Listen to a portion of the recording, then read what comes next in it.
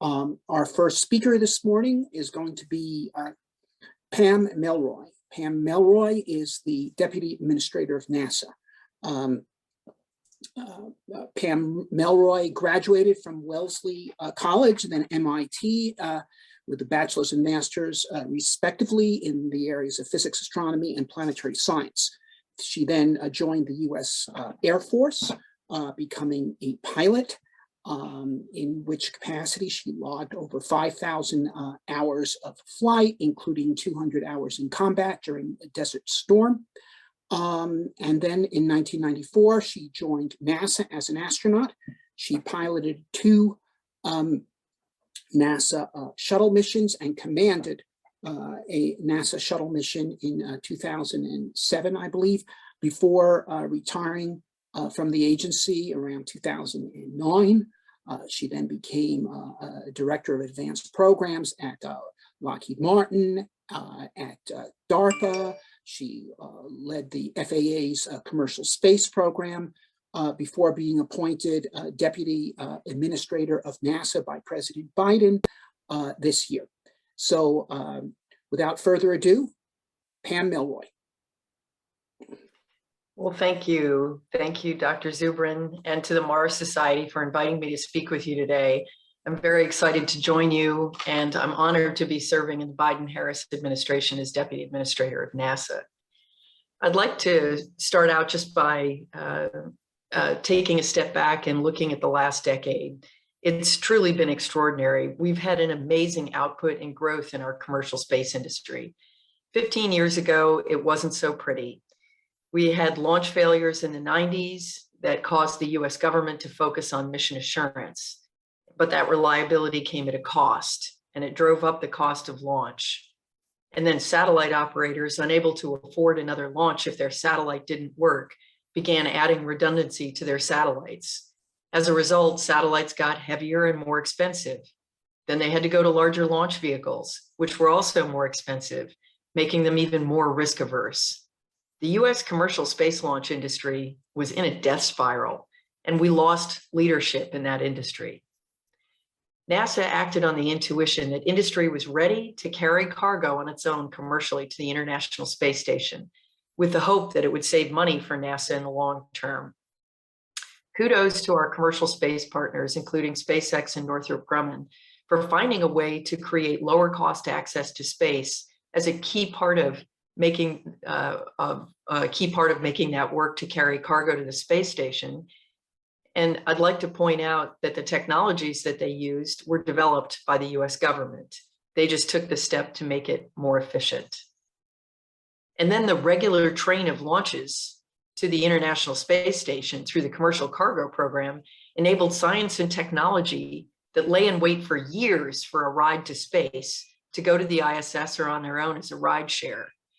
Added to the impact of the reduction in size of electronics, enabling smaller satellites to carry real capability, our death spiral has reversed course, and we're now climbing to new heights of capability more rapidly than anyone dreamed possible. NASA is pretty proud of its role and responsibility in helping to jumpstart that commercial space economy. One example of how much things have changed is that when I flew the shuttle, there were 2 human space vehicles, the Space Shuttle and the Soyuz, capable of taking people to space. And now there's multiple suborbital and orbital capable vehicles that can carry humans. It's happening so much faster than any of us imagined. So NASA is an engine for commercial space. That's really important for growing the economy and growing jobs. But I like to think of it as engines needing fuel, and the fuel that we use for that commercial development is exploration. The exploration pushes us to do more technology development, pushing out into the solar system and challenging ourselves to do the much more difficult things that it takes to go to the moon and Mars.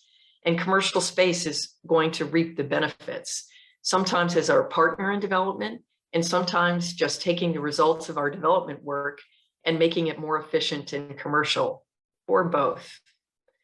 Now, of course, supporting the growth of the commercial space industry is not the primary purpose we explore. It's about the science. science that tells us more about life on Earth. One of the things that we think could revolutionize just about everything is to find life on Mars and compare it to the biology that formed on Earth. We think those insights would be incredible, and you'll hear a little bit more about that later today. And there is more insight that we can find from exploring our solar system to learn about the formation of our own Earth. We're extremely excited to be about to launch the James Webb Telescope in December, which will look back not only on the formation of stars and galaxies, which are the foundational material that we are all made of, but will also be able to identify potential signatures of life from the atmospheres of exoplanets. So let's talk about Mars. NASA's long-term goal has always been to send humans to Mars, and we're going to use the moon to help us get there. This is America's Moon to Mars exploration approach. We'll build up our capabilities for Mars by learning and demonstrating them right here in our own neighborhood. We've got the only spacecraft designed for humans to survive in deep space, getting ready to fly on Artemis 1 by the end of this year, and the ground systems to support that. We have international partners who have agreed to join us in building these capabilities, and we have the beginning of a framework for cooperation in the Artemis Accords. So my priority as NASA Deputy Administrator right now is to ask the question, what specifically are the objectives that we need to demonstrate on the path to get to Mars? We need to be very clear about what we are doing and tick off those objectives, and that is what will impel us to go forward to Mars. So some of the objectives are obvious. People rush very quickly to the technologies that are needed to keep people alive en route and at their destination, such as rockets, transfer spacecraft, landing vehicles, ascent vehicles, and surface habitation. Although many of the technologies will cross over to Mars from the moon, some will not. But we will be refining the requirements we actually need by designing and building the very first ones. Another set of objectives are what I call infrastructure, an area that the Mars Society has been a terrific advocate for, the capabilities needed to sustain human presence permanently. That infrastructure includes things like power, communications, position, navigation, and timing, as well as the transportation infrastructure, such as fuel depots, landing pads, and rovers. I think it's very clear that in situ resource utilization is the long-term path to sustainability. But an example of how complicated that is that ISRU requires massive amounts of power, much more than just to keep humans alive, on the scale of 2 megawatts or more. We have to build a logical plan for infrastructure alternatives, including what order we need to develop and install it in. And this is a huge challenge that I'd like NASA to tackle in the coming years. It should be oriented to be scalable and focused on areas that enable not just sustained human presence, but actually help grow commercial activity.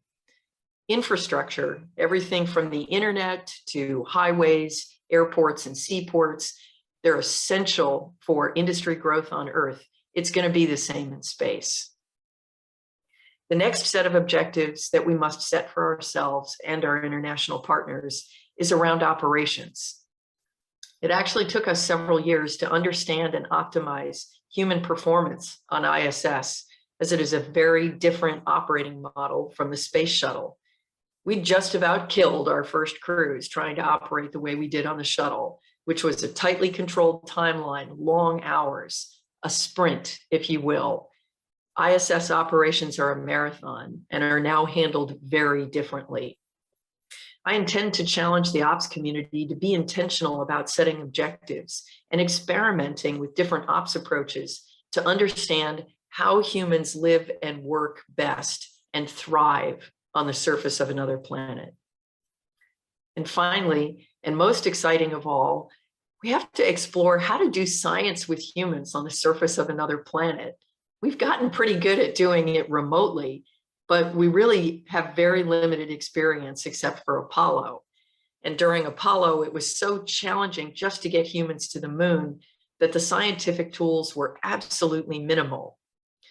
We do know that having the exploration rover enabled a much greater diversity of capability of science on the moon, but mostly still what Apollo astronauts were able to do was to pick up rocks with a little box at the end of a stick to make it easier to lift in the suit and in the gravity environment, and then bags to store them in and bring them home.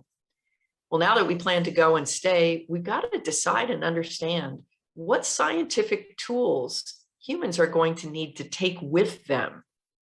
Should we go one end of the spectrum, which is Apollo, just bring things home and have the science done on the Earth? How about the other end of the spectrum? Recreate every laboratory capability we have on Earth in space.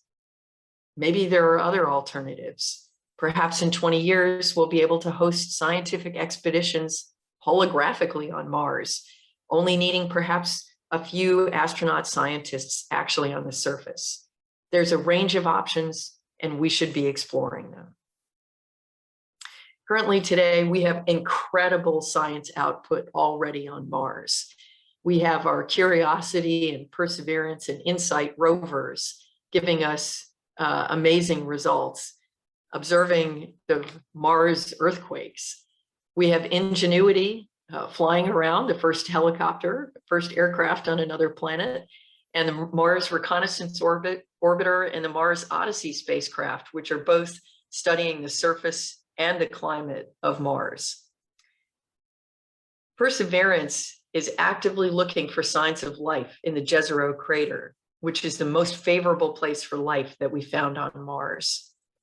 Through these exciting efforts, NASA and our partners are opening the door to smarter and safer human missions to Mars and learning about ourselves from the development of the solar system. But we can't do this alone. It's going to take help from our international partners and, of course, from our industry partners.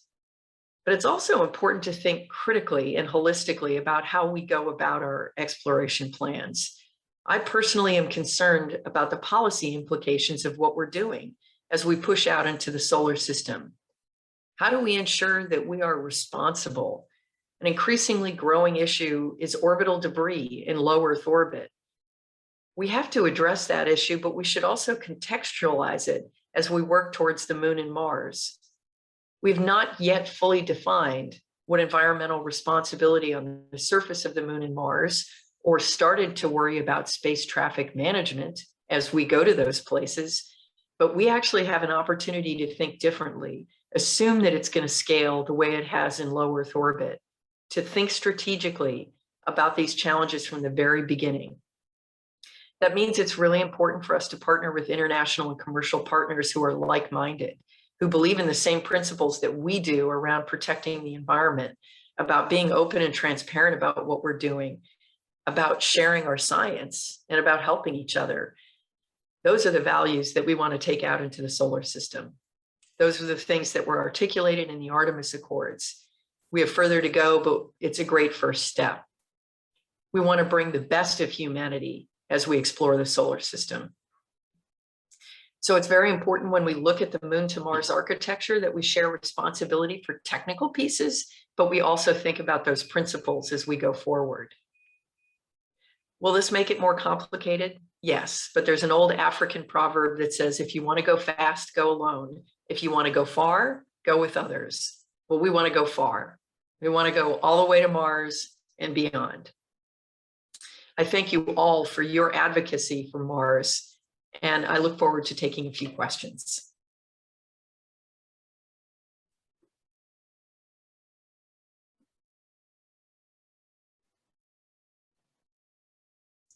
All right. Thank you very much for opening up for today's long day of super exciting sessions. My name is Lara, and I'm a Mars Society volunteer.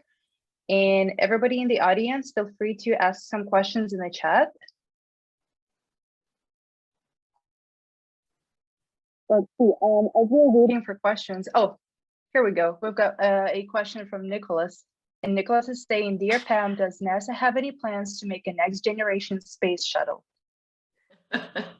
Not right now. I will say Obviously, the shuttle was an extraordinarily capable vehicle, and it provided some tremendous advantages. However, one of the things that we learned by operating it is that it also had some design challenges as well. It was our first attempt at a highly reliable vehicle, and I think that we discovered some of those challenges in not just our tragic mishaps, but also in a lot of close calls. I was very sad when the shuttle retired, because I know we won't see anything like that for a while. But when we do, it will be a lot more reliable because of the development that we're doing now. Thank you.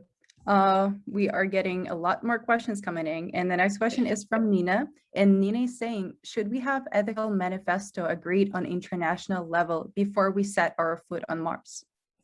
Oh, Nina, you're singing my song, but let me tell you, it is a lot harder than it sounds. So we, of course, are working closely with the UN Office of Outer Space Affairs, and the United States and our partners are very active in the UN Committee on Peaceful Uses of Outer Space. But I'll tell you, the history of UN COPUOS is that standards that get adopted and agreements that get adopted are generally ones that are already widely accepted. It's a very difficult forum to move quickly. Rather than wait for every single potential partner to get on board with everything, we sought out those who agreed with us on the basic principles, based, of course, on the Outer Space Treaty, and extending them a little further. And that is our approach right now. We do hope that the Artemis Accords are ultimately adopted internationally. Thank you very much. And the next question, we've got actually a question from the Outspace VR, and if they're ready, you're welcome to ask your question.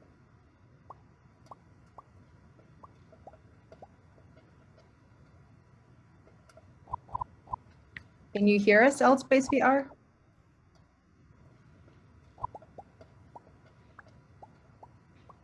Yeah, we hear you. I'm not hearing the talker. She might be muted. Callisti, are you muted?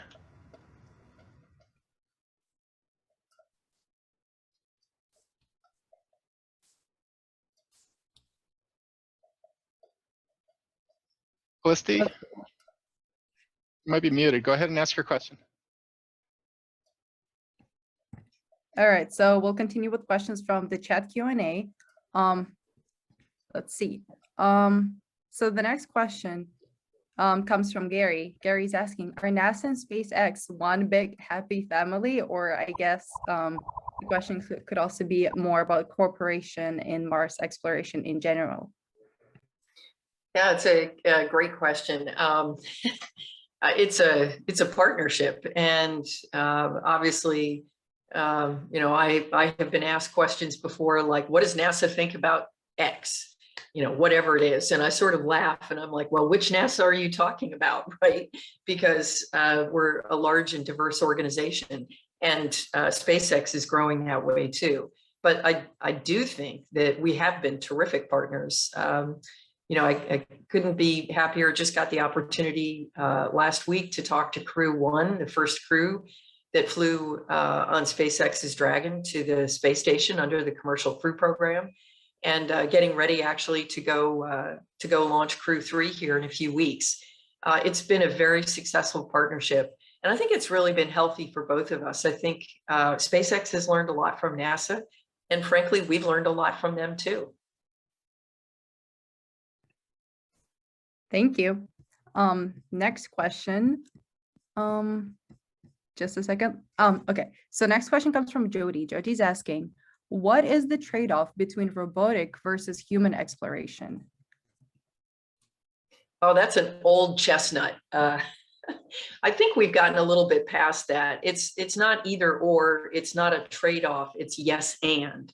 I think it's absolutely essential that we have robotic exploration to reduce risk and to target humans at what they do best. I mean, you know, we're seeing this in all forms of automated technologies.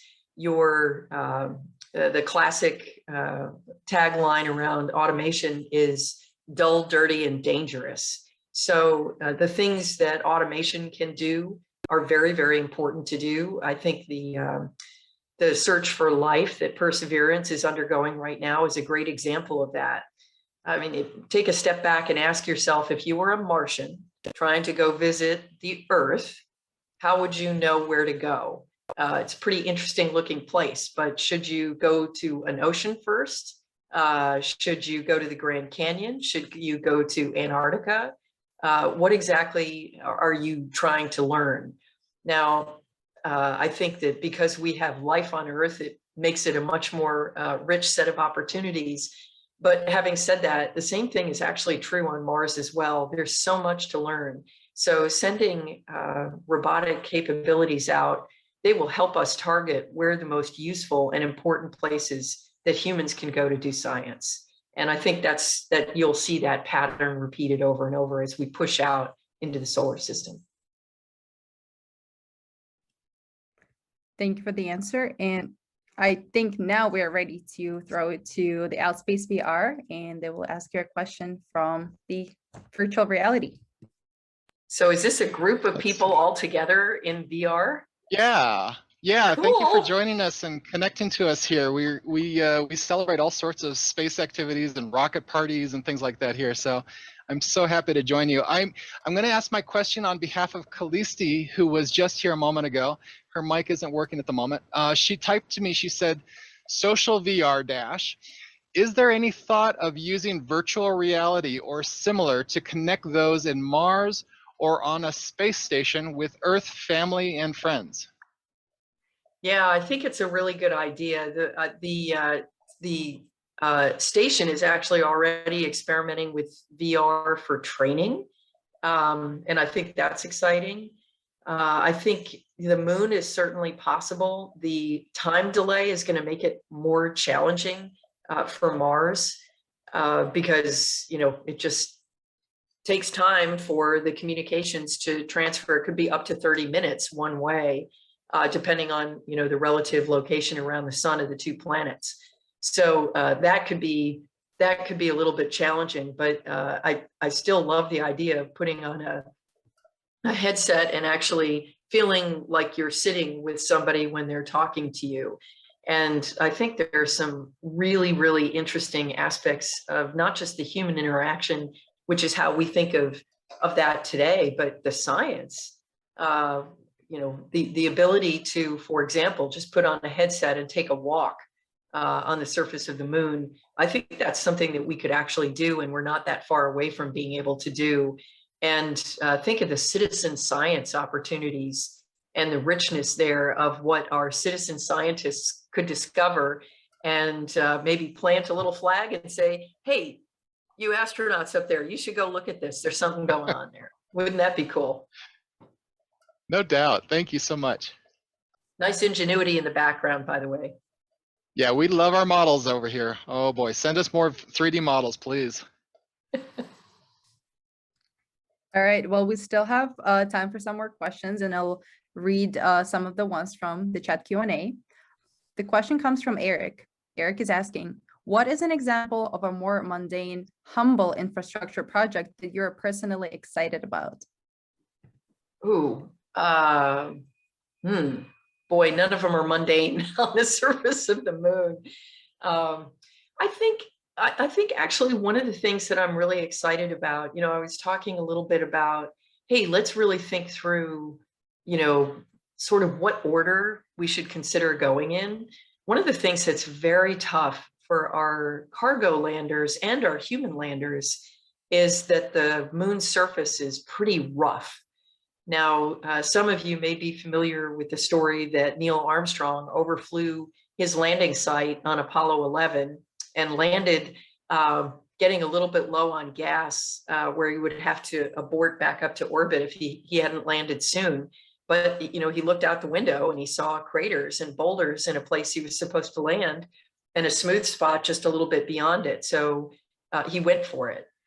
So a piece of infrastructure that seems just like insanely obvious would be a landing pad that was really flat maybe with some navigation beacons, because then everybody can stop worrying about trying to solve that problem.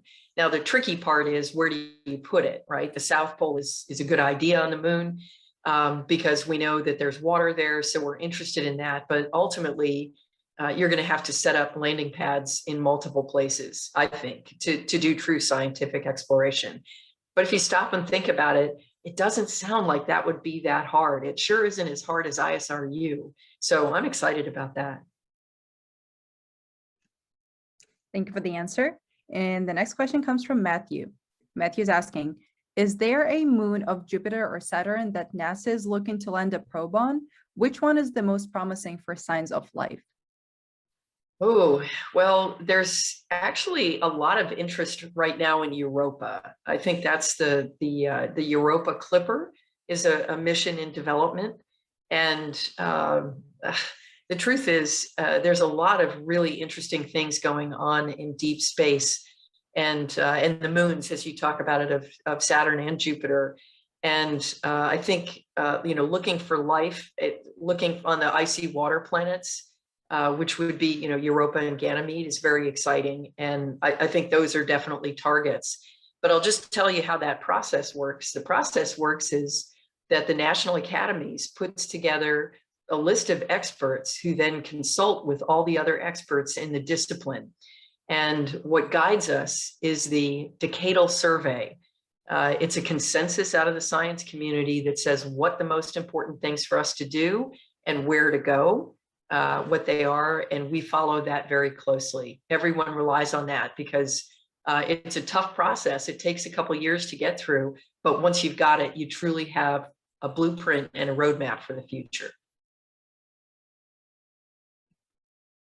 Thank you. Next question is from Marufa. Marufa is asking, how do you envision astronaut training program in the next few years or so? Oh, it's much more exciting to talk about what it's going to look like in 20 years. So in 20 years,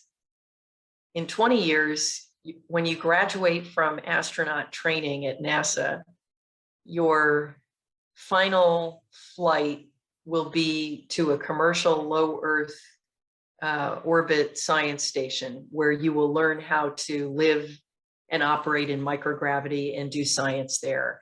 And then you'll graduate on to a lunar mission where you'll understand how to do science on the surface of a planet. And then you'll get teed up for your trip to Mars. So that's what I think is going to happen in 20 years. In the next few years, I think it's a pretty exciting time for the astronaut office, because not only do we have the